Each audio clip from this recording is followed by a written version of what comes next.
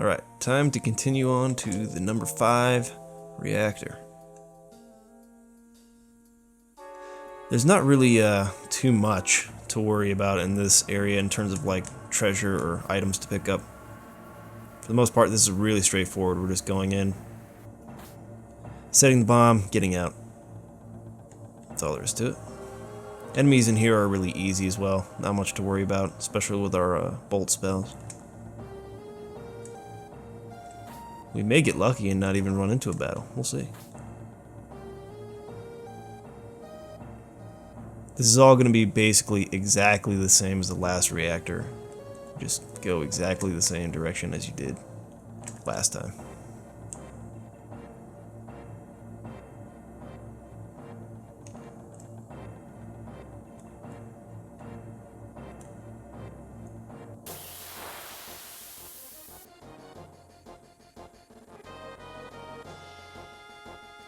Alright, yeah. Basically what we want to do is use Bolt on everybody with Barret because he has the all materia, and just have everybody else attack.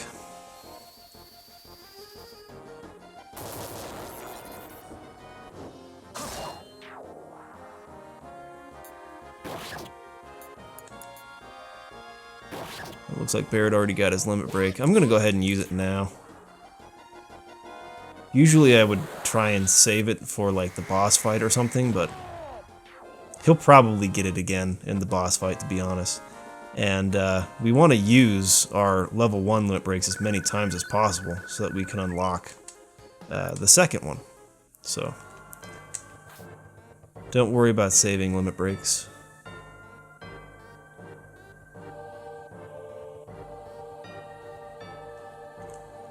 You can save here if you want.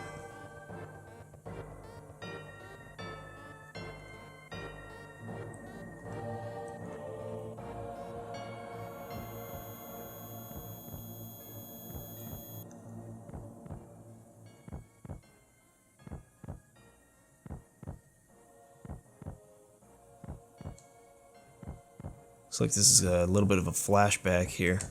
Another reference to Sephiroth.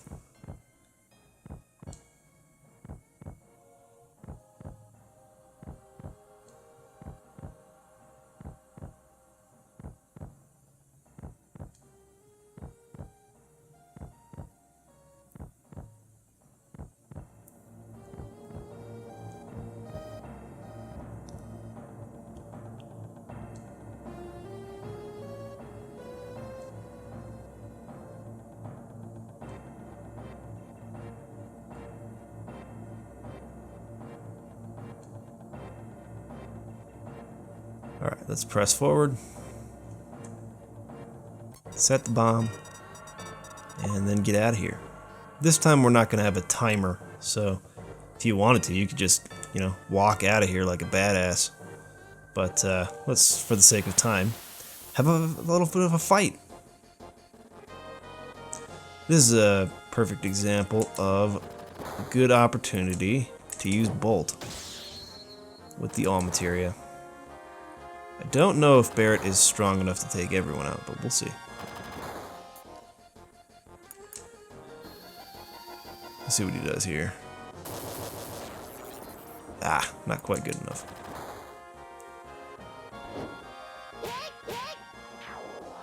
One hit should be able to take care of everybody else, though.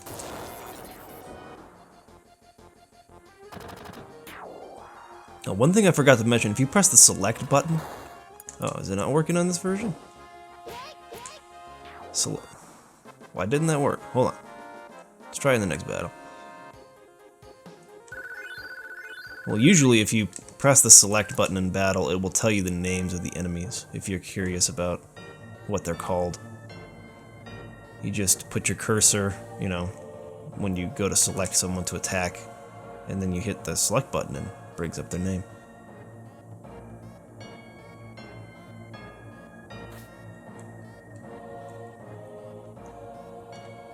Alright, the path out of here is going to be exactly the same as it was for the first reactor. We're going to have to go up the stairs and up that elevator and everything like that.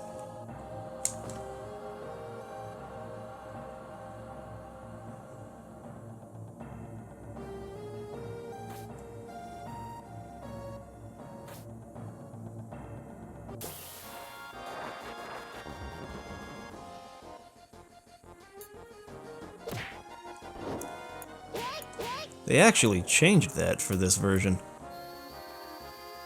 In the original PlayStation version, these enemies here, Smoggers, they cast darkness on you. In this game, or in this version of the game, they cast poison on you, it looks like. It's actually a pretty good opportunity to talk about the poison status effect, at least as far as I'm aware. I haven't played this version, but in every other version of Final Fantasy VII, it's not a permanent status effect.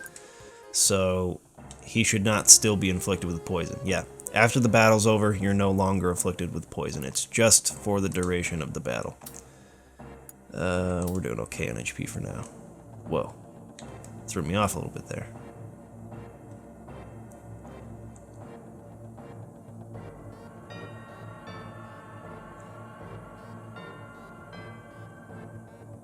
Can we make it? We made it. Hit the elevator.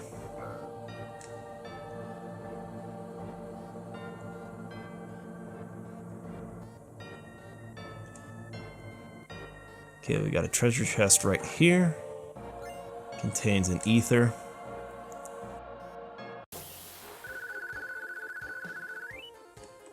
Oh, jeez, one XP away from leveling up for Tifa there. Okay, so for this minigame, we basically all have to press the button at the same time. Let's see if I can do it on the first try. I did on my test run that I'm doing on the PlayStation version, so let's see if I can do it now. Right now. Oh, just a little too early. Try it again. Gotta wait a little bit. Still a little early. One more time. Right now. That's close enough. Not sure what that mechanism is, or why anyone would create a door that's unlocked by having 3 people press a button at the same time, but whatever. Let's go ahead and save the game and use a couple of potions. Let's head up this way and hope we don't get a battle. Good, we made it. Got a little bit of a cutscene up here.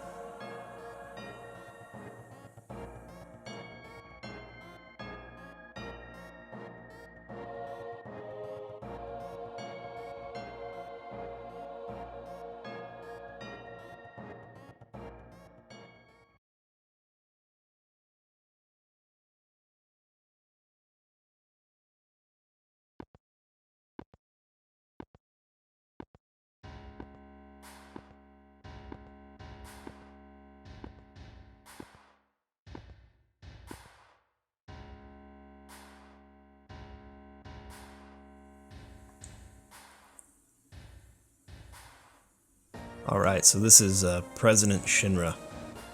He's obviously the president of the company. And, for the time being, our main antagonist.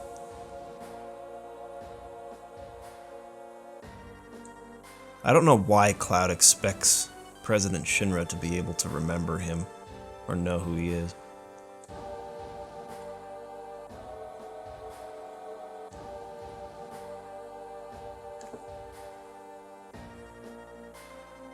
Another reference to Sephiroth. Who exactly is this guy?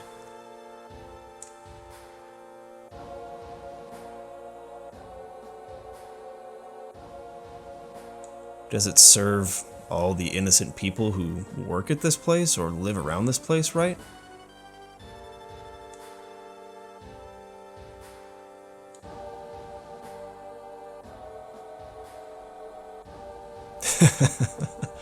It's a funny line to me.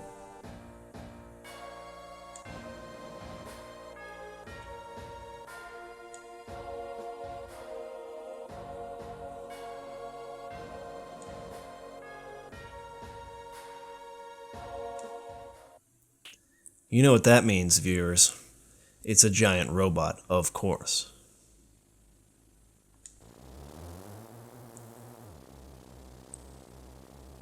Airbuster? Really? You couldn't think of a better name for this than Airbuster?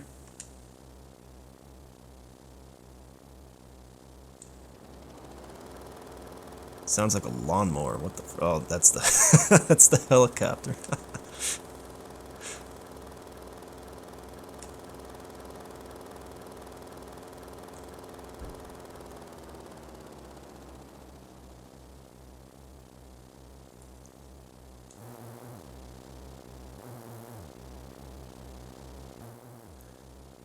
Alright, so here is the boss fight.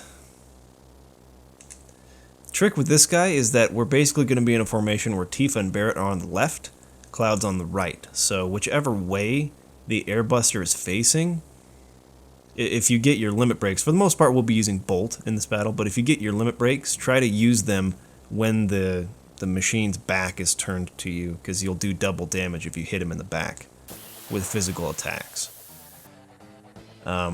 So yeah, when you get your limit breaks, just keep using magic until his back is turned to you.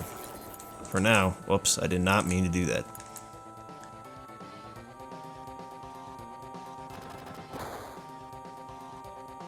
Let's just try to get our limit breaks built up, and then we can really go to town on this guy. He will counterattack pretty hard. There is a way to more or less like break his mechanism that allows him to turn back and forth, so you can get him stuck facing one way, but I did not mean to cure. Bolt. He does hit pretty hard on his counterattack, so we're going to want to heal Tifa as soon as we can. Okay, so I'm going to wait on her, see if he turns around first. If not, I'm just going to use Bolt. We'll have Cloud use Cure on Tifa. Now Barret has his limit break. Let's see if he turns around first. Probably not going to. Just use Bolt. Oh no, he did. Okay. I did a little too early. Tifa's limit break, as you saw there, is kind of like a slot machine. And there's a bunch of them that just say hit in green. And then there's a few of them that'll say yeah in yellow. If you land on yeah, she does a really powerful move. If you just get on hit, that's just kind of a regular hit. But since his back was turned, it did double damage. So, still not too bad. Now we want to get Cloud to do Braver. This is going to be really powerful. We might kill him right here. There you go, with his back turn, almost 600 damage. Okay, there we go. The turn function's no longer operational, so Cloud can just go to town with physical attacks. We're going to go ahead and use Barret's limit break too. I should probably turn up the speed of the battles. They're a little bit slow for my taste at this point.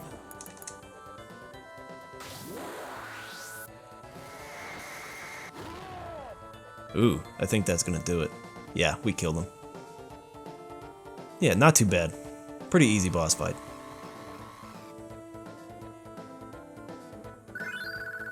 Level up. There we go. Got a Titan Bangle. It's a little bit stronger piece of armor. What did I just say? A little bit stronger piece of armor. And looks like Cloud is slipping. He's gonna fall.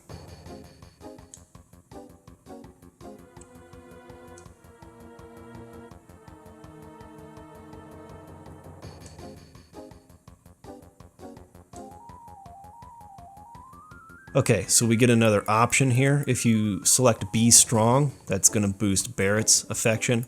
And if you say, I don't know if I can hold on, it'll boost Tifa's affection. Cloud would most likely just try to be strong.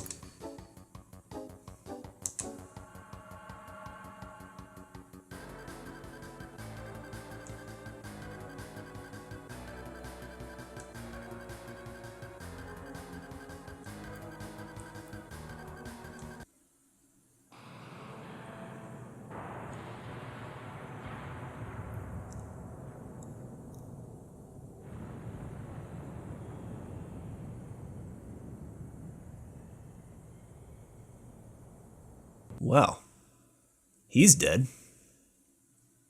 There's no way anyone could survive a fall of that height, right? Especially not in a Final Fantasy game. No way. Oh, apparently he is still alive.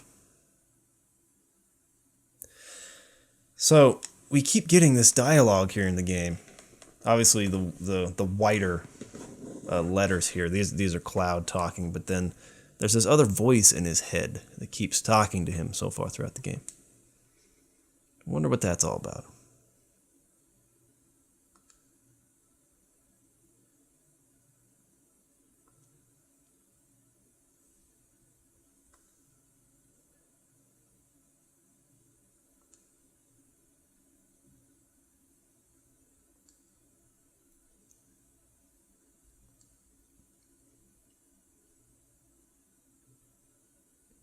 Yeah, who is this voice in my head that keeps talking to me?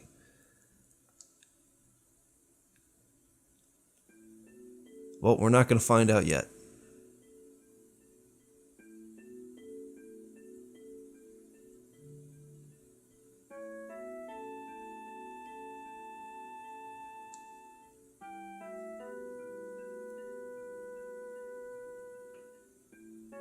We fell all the way down to the slums, busted through the church's roof, and landed on some flowers. That's what broke our fall. And that's how we survived. Alright. I'll roll with it.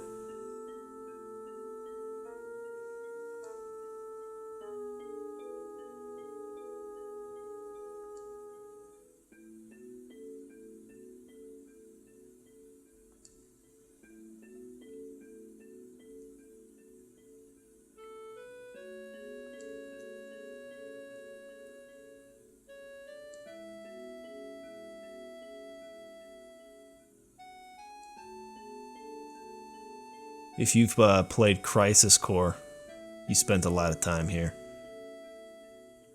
Alright, we have to go talk to her again. Alright, we're going to have some options for this dialogue. But don't worry, none of it actually affects any affection towards you whatsoever. You can treat her however you want, and it will not change her affection towards you whatsoever. So I just kind of like saying, yeah, I remember. You were selling flowers. It's the nicest way of saying it, and I don't know, I feel like probably what he would say. Actually, I wouldn't have bought flowers from her. If I only did that to show that later in the game you're going to have an opportunity to boost affection for Barret or Tifa if you buy a flower from her.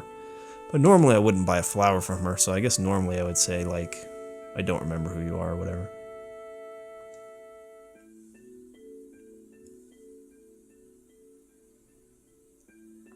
She has a materia. You can actually see it with these character models. I swear, I've played this game probably 10 times start to finish, and had never seen that she's wearing the green materia in her hairband back there. Now you can see it very clearly. Another reason why I like these character models better.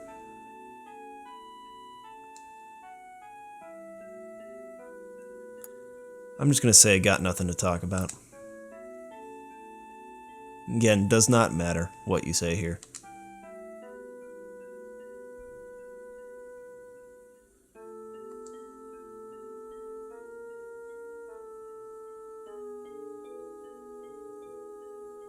So she kind of starts tending to the flowers. You can talk to her again, but she'll say, give me just a second.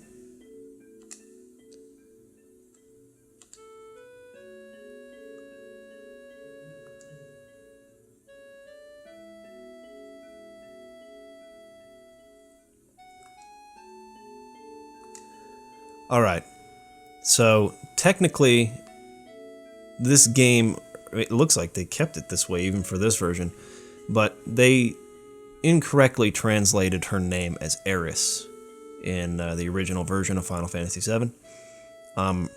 The correct pronunciation and spelling of her name, let's do backspace. How do you go back? How do you go back? There we go. Is, where's the T? Am I blind? There it is. Is Aerith. That is how her name is supposed to be written and how it's supposed to be pronounced. Aerith. However, I think that sounds really dumb. I like it better this way, so that's what I'm gonna do.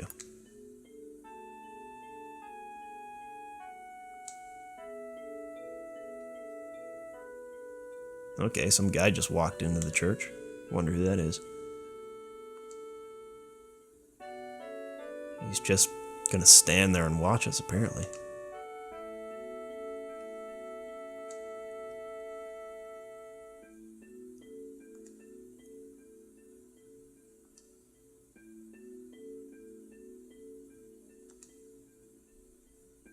Bad timing on my part.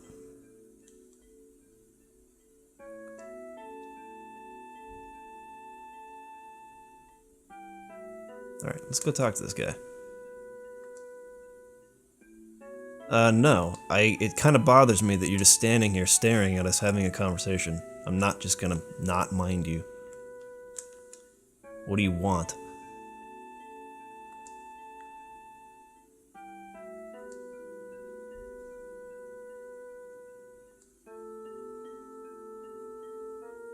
That's a little suspicious.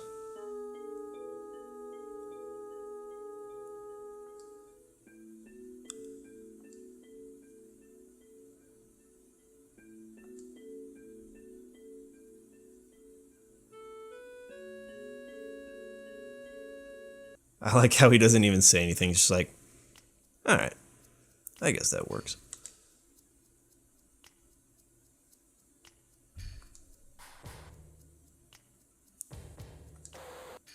Whoa, what was that? Huh. So he didn't recognize him. Then he has kind of a little bit of a flash. And then all of a sudden, the voice in his head tells him he does know him. It's getting kind of crazy here.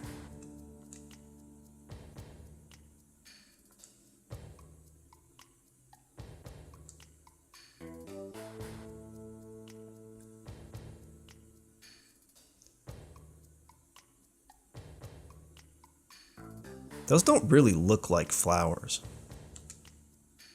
These kind of look like patchy grass or something. I guess there they do. What are those guys laughing about back there anyway? This is Reno. Reno's going to be a reoccurring character throughout the game.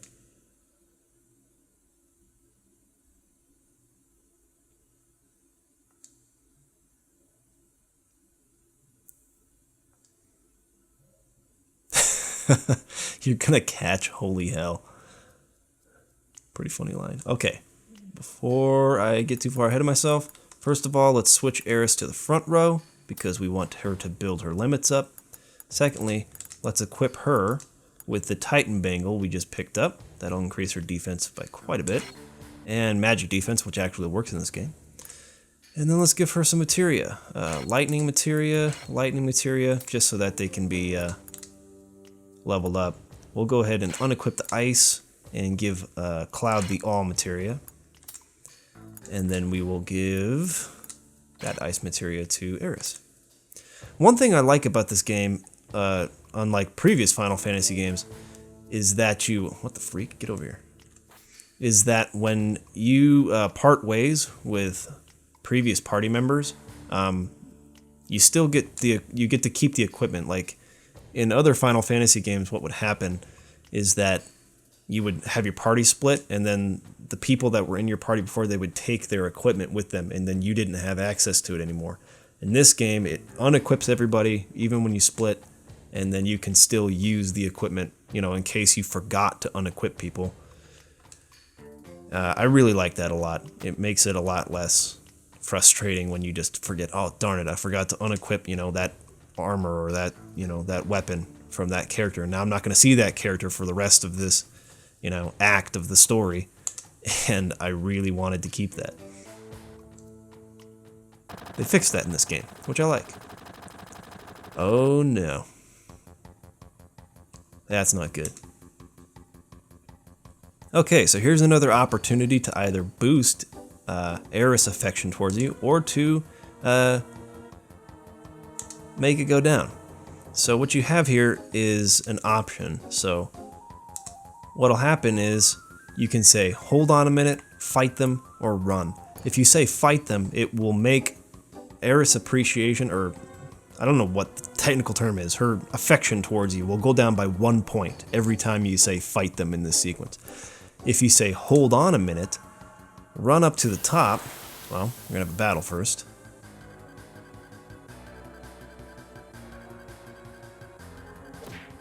These guys are really no problem. Should be able to kill them in one hit, even though it's a back attack. Maybe not. Overestimating my my strength just a little too much on Cloud there. Oh, I have the all materia. What am I thinking? I could have just attacked them with Bolt. That was stupid of me. Anyways, you'd normally attack them with Lightning and kill them both in one hit. That would be the much faster way. Why didn't I do it then? Whatever. This is gonna build my limit up. Attack me again, bro.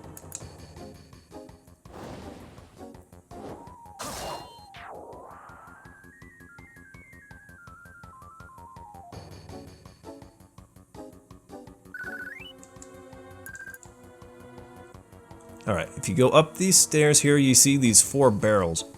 If you push this one, it's gonna hit the soldier down there. What's gonna happen is that that's gonna boost Aerith's affection by 3. But if you pressed the wrong barrel, like if you had pressed the one on the bottom left there first, it would have landed next to her and she would have had to fight them. That would have made her affection go down by 3. So if you're really looking to date someone else, what you really want to do is say, hold on a minute, and then push the wrong barrel, and then that will make her affection go down pretty fast, and you can really boost your chances of dating one of the other characters. But for this playthrough, I'm going to be dating Aerith, and I'm going to show you exactly which ones to hit, so that you don't have to fight anybody. You can knock them all out. Aerith is going to fall in love with you for it. It's all going to be good. We want this one next. Just wait for her to get into place.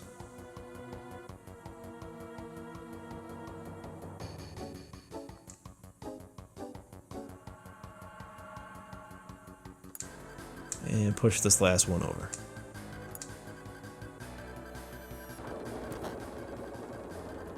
There you go. So that's the order. You hit the top left, then the top right, then the bottom right. That one there in the bottom left, don't worry about it. It will do you no good. And now Aerith should come up and meet us, and we can continue onward.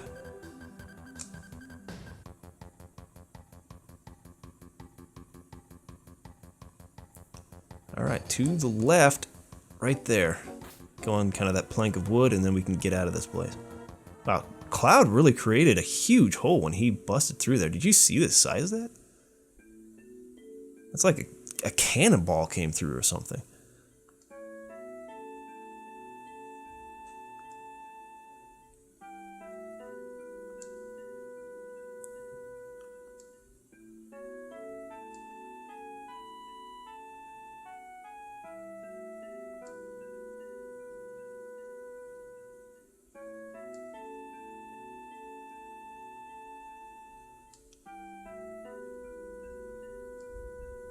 Alright, so Reno is a member of an organization within Shinra called the Turks. We're going to be interacting with the Turks quite a bit in this game.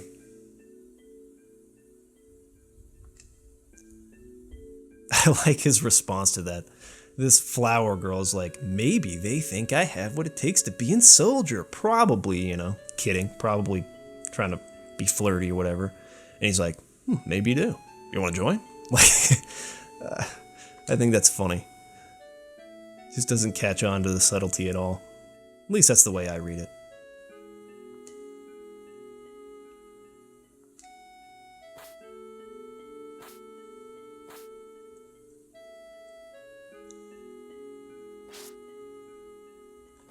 Alright, let's just go this way.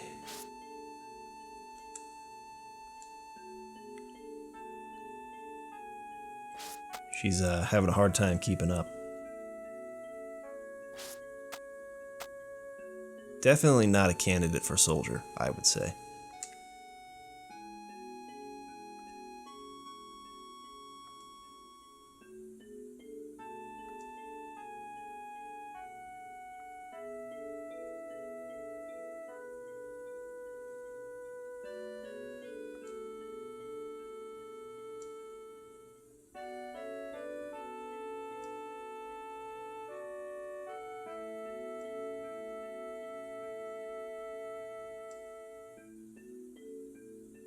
Oh, so that's why he has a different eye color. I tried to point that out in the last episode, but apparently Soldier puts their candidates through Mako infusion, and that changes their eye color. That's why I guess they're also, more powerful than kind of your average soldier. Because they've been infused with this energy source that Shinra is actually using to power their whole city, so. And according to Avalanche, it's the life source of the planet. I guess that would mean it's kind of like the planet's spirit. So they're using the planet's spirit energy to power their cities and apparently beef up their soldiers for their army. Okay, that's enough for today. I'm going to save right here. Thanks for watching, guys. If you have any questions about the game so far, leave a comment, and I'll see you next time. Peace!